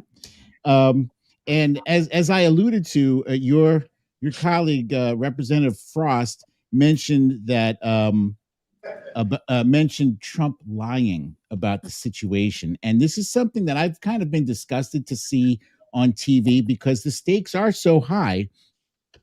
In this run up to the possible shutdown, it's kind of devolved into a he said, she said situation about who's to blame if the government shuts down. Now, the way I understand it, Republicans are to blame because they're the ones who are in control of the White House, the House, and the Senate, while Democrats are fighting basically to prevent, as Representative Frost pointed out, a 300% increase to healthcare, which I would think all Americans should care about, not just the ones with the D next to their names and, in blue. How do we cut through the noise and straighten out the story for people who are watching on the sidelines and don't know what to believe? So right now, you are absolutely right. Republicans are in charge of the House, the White House, and the Senate. And a failure to pass a funding bill that we're supposed to do every year. Every year we're supposed to pass this funding bill. It's not a big, we didn't know we were supposed to do this. It is supposed to be passed every year by September 30th. A failure to pass that funding bill is the Republicans' failure to govern. But I think the more important question isn't whose fault it is. The more important question is who gets and what are we fighting for? And that's, I think, the key thing that, Maxwell was hitting on, is that when you get that bill when you get that notice tomorrow that says your health insurance premiums, I mean, in New Mexico, somebody in their 60s, married couple in their 60s, they're going to see a health insurance notice that says your premiums are going to go up about 1,200. Who can afford that? Which of our middle class, working class families can afford that? And so that's the question. When you get that notice, the question is, who's to blame? It is, what does it mean to you? And who is fighting for you? And right now, Democrats are fighting for your health care. Democrats are fighting to bring down your costs. I'm the chair of the Democratic Women's Caucus. And these kinds of shutdowns, but these kinds of health care crises hit women the hardest. One, we're the largest, more women participate in the federal workforce than men. We're hard workers. But women also make sure that they are taking care of their families, that they are making sure that their children have health care, because not just to stay healthy, but we keep hearing stories of without the Affordable Care Act premiums, without Medicaid, my child will die. And then we hear stories that if I don't get my rural hospitals open, if I don't keep them open, women are going to die from pregnancy complications. Because in one of my rural hospitals, as we're worried about shutting down because of what Republicans do, 3 hours to get to OBGYN care. That means that a woman can die from a medical complication from pregnancy, trying to give birth, right? They want us all to have babies, but then they don't want us to live through that baby making process. It's a complicated thing. And Republicans, I'm putting up these posters everywhere because they are missing. I don't know if you can read it from here. It says missing person, last seen, wrecking health care. Republicans fled down. It's their shutdown, right? They fled town. It's their shutdown. So that's what it is. Democrats are here. Yeah. Republicans have fled town. There is no woman I know who would abandon her family when her family is in crisis. But Republicans have abandoned their voters when they're in a healthcare crisis. Very well said. Oh my goodness. Thank you for that. And it's funny, that thing was behind you the whole time. And I didn't even notice it because I was just focused on you. That's hilarious. Representative Peters. So I'm giving you the worst case scenario question. All right. And I'm sorry for that, or maybe I'm not. If worst does come to worst, what can a San Diego resident do to make a difference if there is a government shutdown as of midnight tonight? Well, first of all, thank you for doing this. This is very important for getting the word out also. So we should credit you with running this marathon here. And I think just to follow on what Maxwell and Teresa said so beautifully, which was, how's the word going to get out? The word's going to get out tomorrow when impacts start to fall on people, where checks aren't going to come in. And in my district, I'm in a border district, and President Trump is in San Diego. President Trump is high on border enforcement, he says, but who's not going to get paid is the Coast Guard and the Border Patrol, starting tomorrow. And in addition to the healthcare impacts we're going to see, it's going to be pretty evident pretty quickly what's happening. Sometimes we get to this deadline, we work it out, we kick the can down the road, and people hear about this, but they never see it. Tomorrow it looks like we're actually going to shut down and see those impacts. And I would just say the other thing I'd point out is Republicans are saying, let's just put this off till November, right? But I think and typically that would be fine, but I think in this case, that's exactly the wrong thing to do because of what Teresa said. The notices come tomorrow. These impacts are from the big, awful bill are coming now. And we can't afford to wait anymore to start this fight. And we know that it would be exactly the same. There's not going to be any agreement by November if we don't do something now. So it's important for us to make this stand now. It's important for us to fight for people who need lower costs. It's important to call out Donald Trump, who said he was going to lower costs, but is actually, we're seeing healthcare costs, energy costs, food costs, everything going through in exactly the opposite direction. And people are going to see that. So what can people in San Diego or Florida or New Mexico do? They need to speak up, but we're going to see, they're going to see pretty quickly that this Republican shutdown and this Republican policy regime is costing them a lot of money. I'll just say I spent a lot of time on energy. When President Trump he said that he was going to cut your energy costs in half within a year. Right now, they're up 5.5%. We expect in the next 3 years, they're going to be up 18%, residential electricity rates. A lot of that's because how much energy supply was cut out by the big bill. So you ask how we're going to get the word out. I think it's going to be more about people noticing what's actually happening to them, how costs are actually going up, how healthcare facilities are closing, and people are getting their care in the emergency room, and insurance rates are going up, and energy costs are going up. People are going to notice that stuff, and it's going to be pretty quick, unfortunately. Yeah. Thank you for that. Especially the part about the energy costs has had me probably the most upset this year, because it's something that I noticed like immediately. There's certain bills that you have responsibility for, other bills that your wife has responsibility for. So the energy bill is on my plate, and when I see it, I was like, "Holy cow! What is this?" And it's very upsetting. But also healthcare is upsetting too. It's something that my wife and I probably discuss twice a week, I think, because we actively do use. I'm up there in the age, I'm like 57, so stuff is starting to break down. I'm at that age where it is a major concern, and I can't afford an extra $1,200 a month. I can't. I don't know who can. If you're not a millionaire, how can you afford that? Representative Frost, I want to know, can you walk our viewers through like the core mechanics of a shutdown? Like, for instance, what happens specifically to your Central Floridian constituents in the event of a shutdown? What we're going to see is a lot of functions of the federal government will either, one of two things will happen. One, it'll either just stop, or number two, you're going to have a lot of people who are going to be going to work, but essentially not getting paid. They're not going to be able to get a paycheck as long as the government is shut down. This will be true of your TSA officers who are tasked with making sure we're all safe when we're flying, around the country. This is going to be true for food safety inspectors. If one of the top things that people contact my office about is passports and needing help with anything relating to USCIS and travel and visas and all that. If you thought it was slow now, oh my gosh, in a government shutdown where so many personnel are furloughed and not working, you're going to see it even worse across the entire country.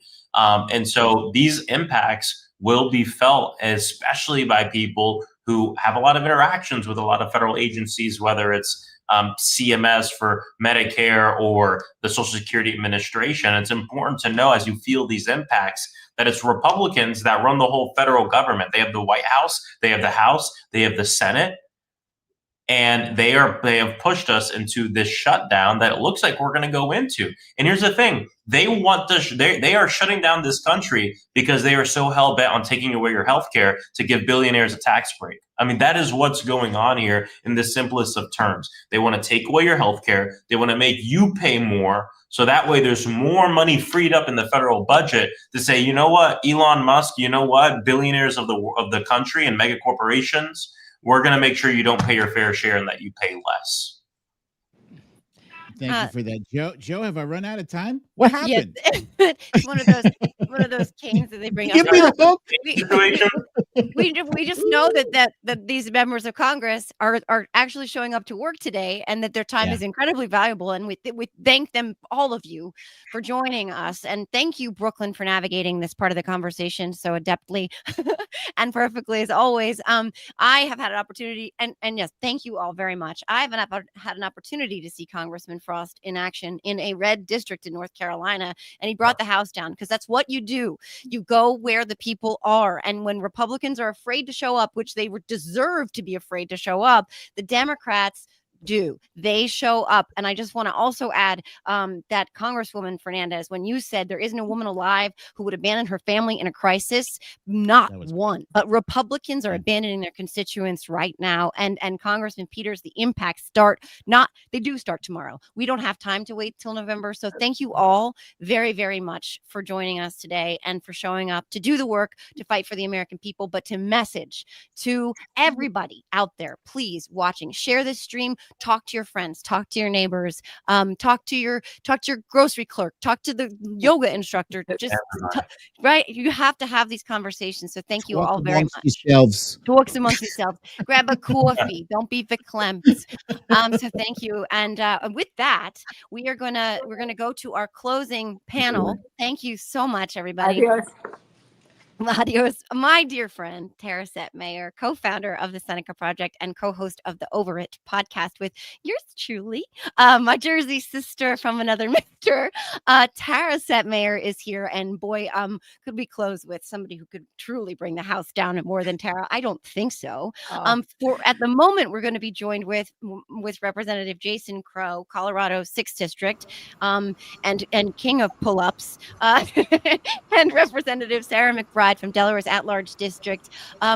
Welcome to all of you. Oh, Senator Blumenthal is here. I was told he might be a little bit late, but I am very glad to see you, Senator Blumenthal.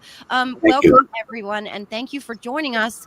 We are less than 12 hours away from a looming shutdown that the Republicans want to lay at the Democrats' feet, and that, pardon my French, and sorry, Julie's dad, Tara, understands the reference, is a bunch of bullshit. So welcome. Thanks for having us. Yeah. Hi. And let's just start with the fact that the Republicans are not showing up for work today and what that says about what they are doing.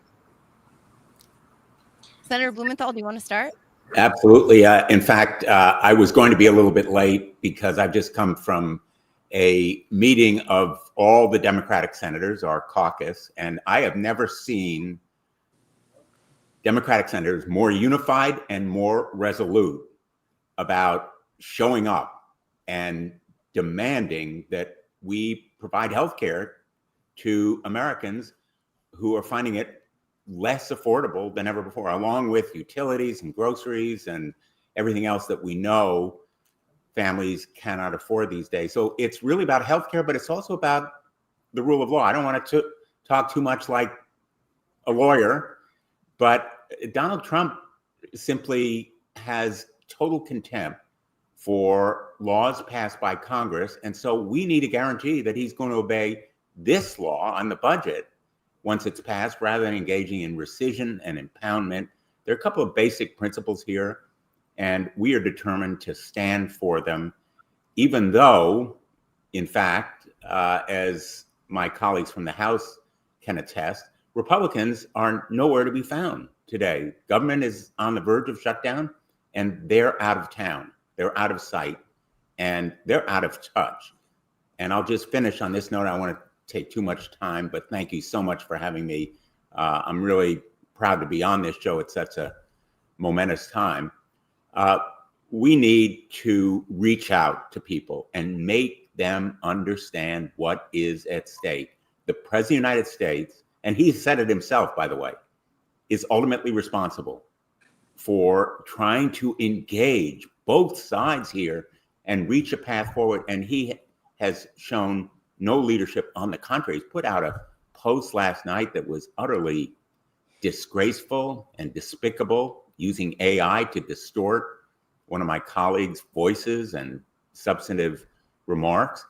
And what we're finding is the opposite of leadership. And I think Democrats are determined to fight and unyieldingly demand that our requirements for this temporary funding proposal, it's called a continuing resolution, as you know, embody some values, some principles, the urgency of healthcare for Americans who are trying to decide right now whether they can afford to buy health insurance on the open markets that are beginning in Connecticut next month.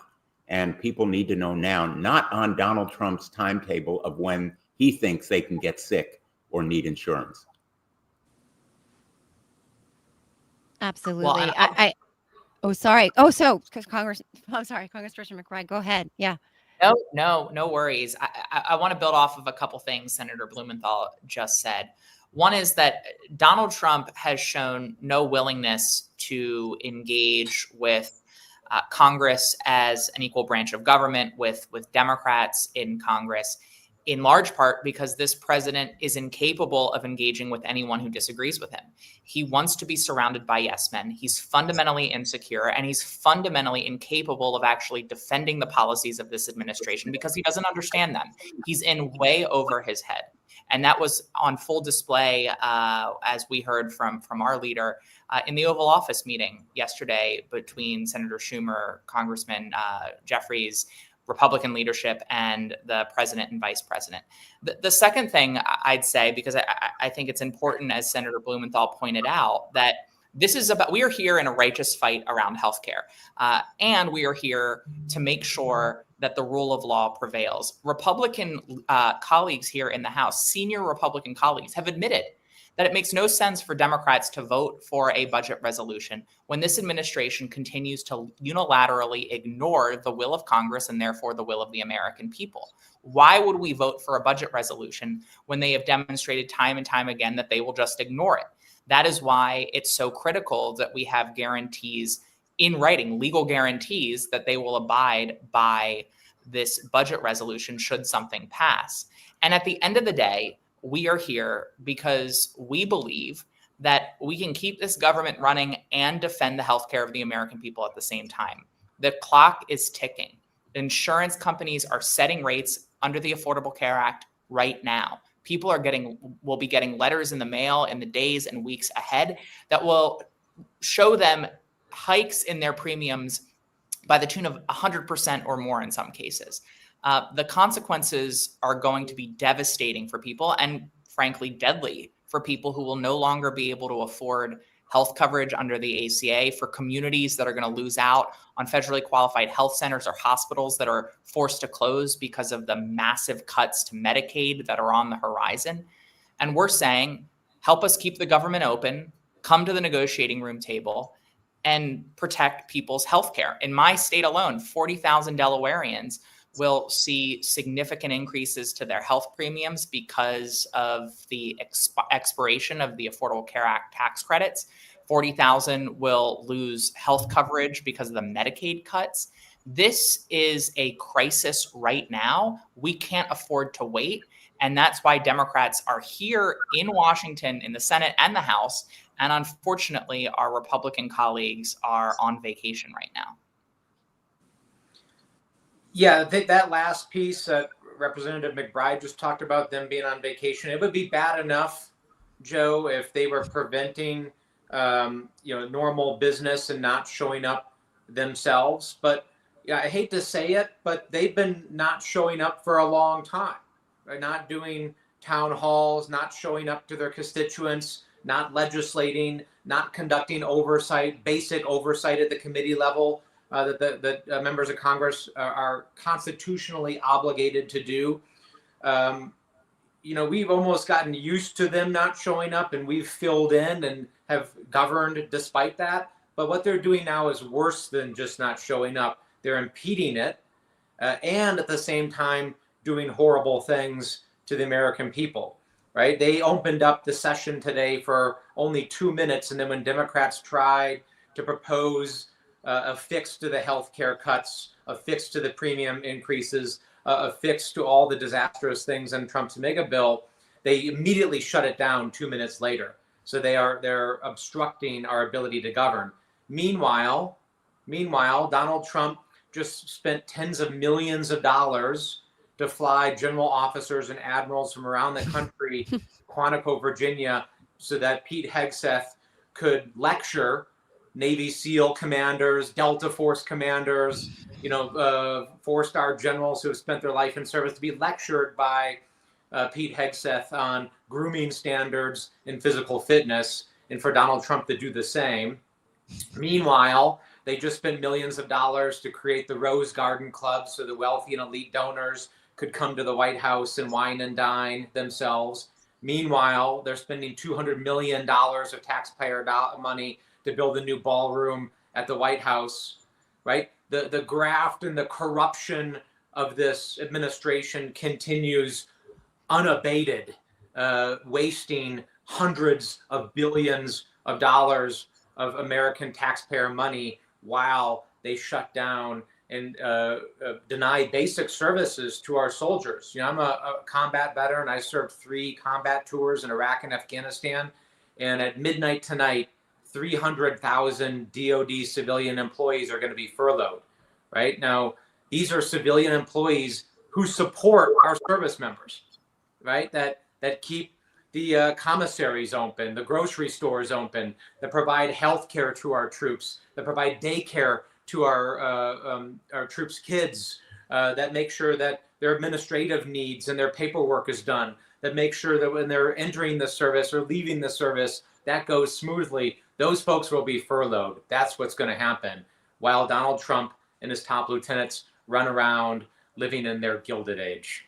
Joe, you do such great work, and my colleagues have been so eloquent. But, you know, all of these incredibly important points need to be brought to the kitchen tables and the bedrooms of American people about the assault on reproductive rights, about the corruption that Jason just outlined, about the impact on everyday Americans that Representative McBride just described so eloquently.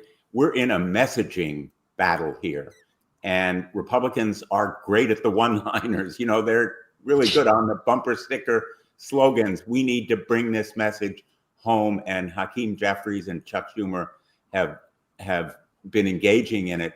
But thank you for giving us this opportunity to reach out to people. And I think you closed the last segment by saying people should be talking and buttonholing and writing and doing everything they can to spread this message, because that's the way to bring pressure. And just look at what happened with Jimmy Kimmel. Mm-hmm. America stepped up and stepped forward to speak truth to power and got Jimmy Kimmel restored to the air. Now, you know, it's a minor issue compared to people's health care and whether they get medicine and treatment that they need for serious illnesses and so forth. But it shows that we have the capacity to change the way our public institutions function. Absolutely. I mean, 100% Tara. Do you have any closing thoughts or any follow-up questions there before we let everybody go and Yeah. thank everybody for their time? This messaging thing, you're absolutely right, Senator. Well, thank you for all of you and your time today, because it's important when you mention that the Republicans are absent and they've decided in the middle of a crisis that they are going to take their ball and go home. I spent many years as a Capitol Hill staffer. I've been through these types of shutdowns before, and on the other side, and as a Republican, which I am no longer a part of, for all the reasons, and I can tell you that Senator Blumenthal, you're 100% correct about the messaging part of this. That's what we do at the Seneca Project, for those who are unfamiliar, as a women-led, democracy-forward, women's rights messaging and content organization. We're a super PAC, and that's what we do. And because you have to convince people, you have to get their hearts and minds to understand what's at stake in order for them to take action. Because there's so many Americans out here who are fearful. They don't know what to do. They're looking for fighters and for people to stand in the breach for them. And that's the role of every single one of us who has a platform, who has a voice, who has an office that can do that. Because it is going to be the righteous anger of the American people that changes this, that stops this. We can't sit around and wait for others to do it. We have to do it, because if not us doing it now, then when and who? It's all of us doing all of this, coming from every walk of life. We all have a role to play here. And the more that we're out there present, explaining to the American people in simple, plain language terms. I'm from Jersey. That's why Joe and I get along. We're fellow tough Jersey broads, and we don't take any BS. And No. the American people don't want bullshit now. They want people who are going to stand up and say enough is enough, because what's happening every single day, there's nothing normal about this. It's so against everything that makes America great. Though the other side hates everything about what makes America great. And we need to wrestle that narrative back from them. We don't get to cede that to them. They don't get to take that. You know, Congressman Crow, thank you for your service. And I could only imagine how you felt looking at what that despicable display this morning, coming from a silver spoon draft dodger and a cosplaying major in the National Guard TV host lecturing our military leaders and our men and women who serve honorably in our military, which is the greatest in the world. That venom spewing from them, taking that integrity away, trying to make, trying to basically run women out of the military as if we are not good enough to be there. How dare they? And that righteous anger should come from everyone. How dare they? That's what the American people want, because there are more of us than there are of them. They're just a little louder, but that doesn't need to be the case. We have the ability to take that back. And it starts with what's happening with the shutdown and making sure the American people place the proper blame, because Republicans run everything. They're the ones in charge. And if they can't govern, then the Democrats need to say, we're here standing up for you. And this is what happens when Republicans are governing. We don't govern like this. This is what we're doing for you. We're standing up for your health care. We're standing up for your human rights. We're standing up for the Constitution to protect you. We're standing up for all of the men and women in the military that Donald Trump is betraying. We're standing up for the farmers that Donald Trump and Republicans are betraying every day. We're standing up for the blue collar families that are trying to make it in this country and the affordability crisis created by Donald Trump. We're standing up for you, not for his billionaire buddies or to help Donald Trump and his family enrich themselves. That's the message. And I think we're starting to see that resonate. And this shutdown is an opportunity, unfortunately, for that it has to come to this, but it's an opportunity to rally around that. I hope that the Democrats who are in town, that there's somebody's going to go to the steps of the Capitol and say, Republicans have gone home. We're here fighting for the American people. You're welcome to come join us, because the oath that we took and the taxpayer money that pays our salaries is to stand for the American people, not to an oath and loyalty to Donald Trump. And take it from there. So How it's going to dare take they? us. That's right. How dare they? Amen. And Amen. Senator How dare they? Blumenthal, also United States Marine veteran. My brother was a Marine. Yes, and thank you for that. But amen to all of that, Tara. I'm going to be quiet now and let all of you have the final word. That's my final word. How dare they? I mean, I love my dear friend great. Tara, and nobody really puts it the way you do. And that's the fire that we need right now. I just want to add to that before I hand it off to each of you. That these are the conversations that we need to be having. This is the energy that the American people need to see. This is when people say, who is out there fighting for me? And they're looking around and they don't see anyone. They're here. They're on this screen. You are not alone. You are seen right now, and you have warriors out there in the fight. So I just, with that and with closing, you guys take it away. I don't know who wants to go first, but just your final thoughts on today, on what's looming and the fight. It's not just about what Republicans aren't doing, but it's about what all of you are doing for the American people, first and foremost, as well. Well, if I might just start, because I want to build off of a point Tara just said, because she's absolutely right. That's why House Democrats standing behind Leader Jeffries were on the steps of the Capitol earlier today in front of the House chamber, saying to Republicans, cancel your vacation, come back here, cancel these healthcare cuts, and keep the government open. We are all here ready to do this work, and Republicans are absent. We are holding the line in defense of the American people's healthcare. And I want to connect a lot of dots that I think we touched on a little bit, especially when Senator Blumenthal brought up the abuse of power that we're seeing right now. Because I think sometimes we hear from folks, well, why are you focusing on healthcare right now? One, obviously, is that lives are on the line. There is a ticking time bomb in the middle of the American healthcare system that is going off. And we have to save lives and protect people's care in this moment.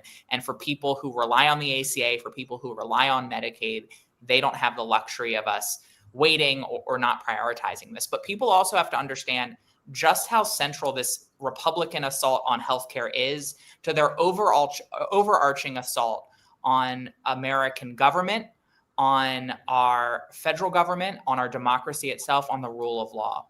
Because there is an unholy alliance between Donald Trump and billionaire donors. And when Republicans passed their big ugly bill this summer, providing a massive tax break to billionaires, they did it as a payoff to those billionaire donors who funded Donald Trump's campaign and who are facilitating his abuse of power and his consolidation of power. And they just partially paid for that payoff by raiding the healthcare of the American people. And so all of these issues, all of these dynamics are inextricably linked. They are all part of this president's abuse of power and the harm that he is inflicting on American workers, on American retirees, on American families in this moment.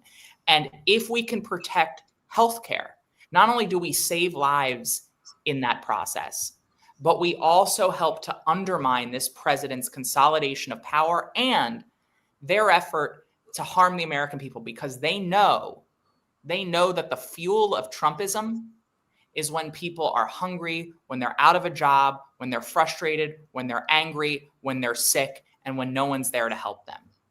And so we have to help the American people because it's the right thing to do, but we also have to help the American people because we know when they're angry, that is the fuel of Trumpism. I couldn't agree more. I mean, listen, I grew up in a working class family. I worked minimum wage jobs when I was in high school, worked in construction. And what I learned is that, you know, the elite and the privileged elites of this country often do things that harm the working class, right? They just do. And they do it with impunity and they do it without remorse. Right. And I've known that for a long time. What's different right now is that they control every branch of government, and they have turned the United States government and the functions of government in pursuit of those greedy aims at the expense of the American people and at the expense of our troops, at the expense of our children, at the expense of the safety of our local communities, at the expense of our immigrants and refugees. And as Tara said, how dare they? How dare they do that? Not on our watch, right? Because the American people don't support it. The American people are standing up across the country, right? There are communities across the country, from rural Washington State to Brooklyn, to Aurora, Colorado, to Wisconsin, that actually voted for Donald Trump, where people are standing up in very large numbers and saying, no, this is not at all what I signed up for. They are mobilizing, they're organizing. We're seeing that. And we're pushing back. So how dare they do this? We're not going to let them get away with it. Let me just close very quickly, Joe, again, by thanking you and the others who have spoken so beautifully here and inspiringly. Gives me hope as I'm in the middle of the votes that we're about to take later in the afternoon. I spoke on the Senate floor last night, and I said, Tyranny America is not some distant, abstract thing. It's here and now. It's a threat that's real and present to our First Amendment rights, to our health care, to the affordability of working class families with utilities and groceries and gasoline.